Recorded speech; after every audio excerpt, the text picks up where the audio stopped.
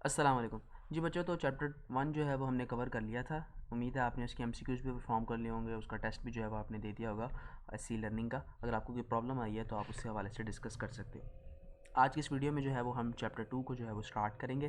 Chapter 2 के अंदर basically हम ऑफ़र एक्सेप्टेंस को डिस्कस करेंगे और साथ साथ डिस्कस करेंगे कि उसको आप कैसे रिवोक कर सकते हैं। इस चैप्टर के अंदर हम कॉन्ट्रैक्ट एक्ट जो है वो 1872 को डिस्कस करेंगे, और ये कॉन्ट्रैक्ट एक्ट पाकिस्तान में पहली बार कब इम्प्लीमेंट हुआ था? 1 सितंबर 1872 को ये इम्प्लीमेंट हुआ था। अब पहला क्वेश्चन जो आपके माइंड में आता है, अगर दो लोगों के दरमियान कॉन्ट्रैक्ट हो रहा है तो सबसे पहले कोई ना कोई एक शख्स बीच में से जो है वो अपनी विलिंगनेस को शो करेगा कि जी मैं विलिंग हूँ इस चीज़ को बाय करने के लिए, या मैं विलिंग हूँ इस चीज़ को सेल करने के लिए। तो पहली चीज़ जो हम कॉन्ट्रैक्ट के अंदर देखते हैं वो ये है कि कोई ना कोई इंसान अपनी रजामंदी को शो करता है कि जी मैं इस चीज़ को सेल करने के लिए या इस चीज़ को बाय करने के लिए मैं राज़ी हूँ। तो क्या कोई आगे अपने इसके ऊपर जो है वो एक्सेप्टेंस देता है या नहीं देता? तो पहली चीज़ हमारे पास आती है ऑफ़र। सबसे पहले कॉन्ट्रैक्ट के अंदर की जाती है ऑफ़र। लेट्स सपोज अगर आप किसी दुकानदार से मोबाइल फ़ोन ख़रीदने जाते हैं तो मोबाइल फ़ोन के लिए वो सबसे पहले आपको ऑफ़र करता है कि जी ये मोबाइल फ़ोन मैं 50,000 के अंदर सेल करना चाह रहा हूँ। ये उसने आपको ऑफ़र कर दी। इसी तरह अगर आप किसी दोस्त की बाइक ख़रीदना चाह रहे हैं और वो आपको कहता है जी ये मैं 25,000 या 30,000 की बाइक सेल करना चाहता हूँ, तो उसने आपको क्या की? ऑफ़र की।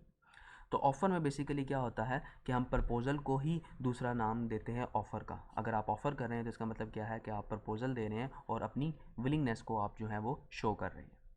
एग्जाम्पल में भी जो है वो इसी चीज़ को डिस्कस किया हुआ है, एग्जाम्पल को आप लोग रीड कर लेना। उसके बाद नेक्स्ट हमारे पास आ जाता है जी प्रॉमिस।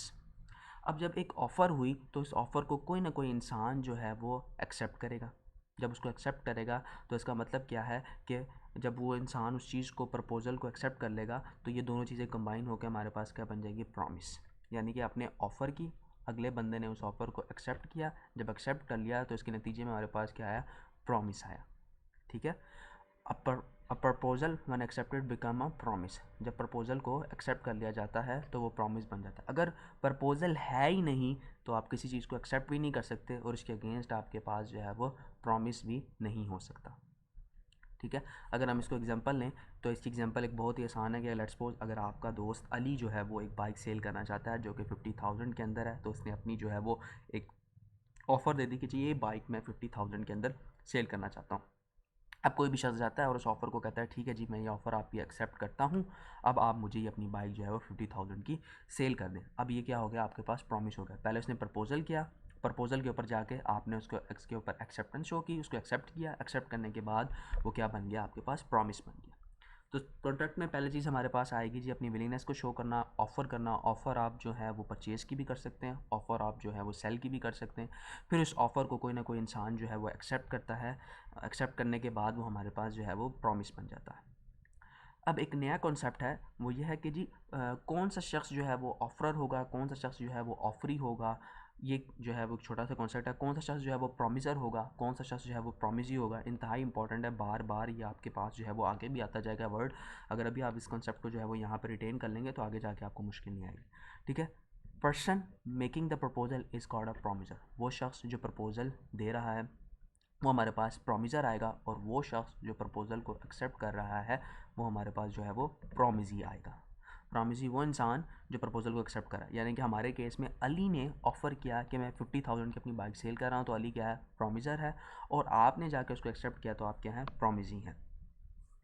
इसी तरह प्रॉमिसर को जो है वो हम ऑफरर भी कह सकते हैं, क्योंकि अभी हमने डिस्कस किया कि जो दे रहा होता है, प्रपोजल दे रहा होता है, उसे हम ऑफर कहते हैं। तो इसको हम जो है वो ऑफरर भी कह सकते हैं। इसी तरह जो प्रॉमिजी है उसको हम ऑफरी भी कह सकते हैं। ये छोटा सा कॉन्सेप्ट है जिसको आपको रिटेन करना बहुत ज़रूरी है कि ऑफरर कौन है और जो है वो आपके पास ऑफरी कौन है। अब यहाँ पर जो अगर हम एग्जांपल देखें, अदील जी ने offers to buy a bike from a barber of ₹50,000 to which barber response positively, यानी कि उसने हाँ में आंसर दे दिया। अब यहाँ पर अदील साहब बाय करने की जो है वो प्रपोजल दे रहे हैं। प्रपोजल मैंने आपको कहा था, या ऑफ़र जो मैंने आपको कहा था वो बाय करने की भी दी जा सकती है, सेल करने की भी दी जा सकती है। तो यहाँ पर अदील साहब उसको जो है वो बाय करने की जो है वो आपको ऑफ़र दे रहे हैं। तो अदील साहब हमारे सामने क्या हुए? ये हमारे पास जो है वो जो पर्सन प्रपोजल मेकर, इसको हम जो है वो प्रॉमिसर भी कह सकते हैं, और इस प्रॉमिसर को हम जो है वो ऑफरर भी कह सकते हैं। तो अदील हमारे पास प्रॉमिसर भी हो सकता है, अदील हमारे पास ऑफरर भी हो सकता है। जबकि on the other hand Babar हमारे पास जो है वो प्रॉमिजी होगा और बाबर हमारे पास ऑफरी होगा। ठीक है। तो इस कॉन्सेप्ट को आप जो है वो थोड़ा सा रीड कर लें, फिर हम जो है वो एग्रीमेंट की तरफ मूव करते हैं।